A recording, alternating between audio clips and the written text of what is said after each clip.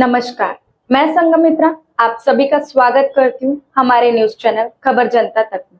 अफवाह नहीं, हकीकत बयां करते हैं हम। आइए देखते हैं आज की खास खबर। और आप यह मांग करेंगे कि प्रधानमंत्री मोदी खुद सदन में आकर जवाब दें इस विषय पर, क्योंकि ये छात्रों के भविष्य से जुड़ा विषय है।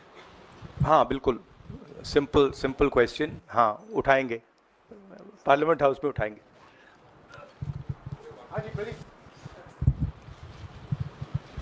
Thank you sir. Rahul ji मैं इधर हूँ। सवाल ये है कि जो एजुकेशन सिस्टम इस वक्त है और जिस तरीके से जो पेपर लीक हुए हैं जिसका आरोप भी आपने लगाया और जो सामने भी आया है, रद्द भी हुआ है कल परीक्षा, लेकिन सबसे बड़ा सवाल ये है कि बदलाव क्या होने चाहिए, वो बदलाव जो इससे परीक्षा लीक रुके, वो क्या आपके पास फार्मूला है? हमारे मैनिफेस्टो में हमने लिखा था, देखिए 2-3 चीजें हैं। सबसे पहले जो शिक्षा का सिस्टम है उसको एक संगठन ने कैप्चर कर रखा है, अपने लोगों को हर पोस्ट पे यही डालते हैं। वाइस चांसलर्स की लिस्ट निकाल लीजिए, पता लग जाएगा। तो इसको रिवर्स करना होगा।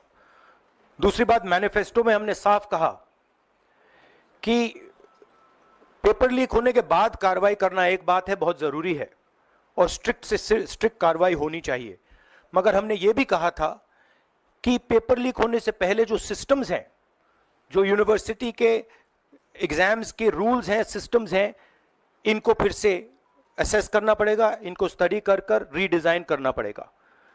ये दोनों काम हमने अपने मैनिफेस्टो में साफ लिखे हैं और विपक्ष दबाव डालकर ये दो काम सरकार से करवाने की कोशिश करेगा।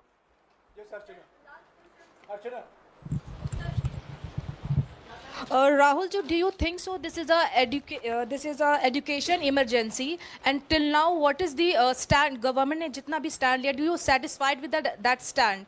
और सर मेरा दूसरा सवाल भी है, जिस तरीके से आप आज स्टूडेंट से मिल रहे हैं, आज let me answer the question. See, there is a huge pressure on our students, and the pressure comes from a number of directions. The first direction is the large scale unemployment that is there in the country. Everybody understands it, everybody knows it, and one of the reasons the government suffered in this election was that all youngsters believe that Mr. Modi is incapable of solving the employment problem. So that's the first thing.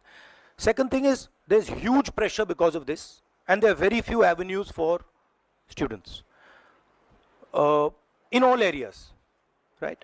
So you've cut off the job avenue. Now you're cutting off the exam avenue. You're saying, you know, you can take an exam, you can study, you can work as hard as you want.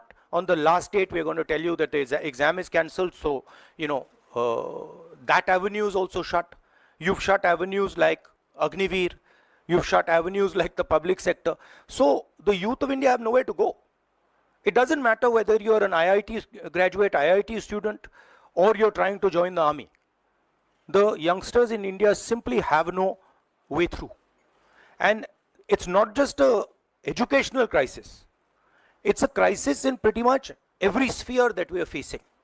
Now, before the elections, it was very clear that there was massive control of the media, massive control of the other institutions, so people were quiet.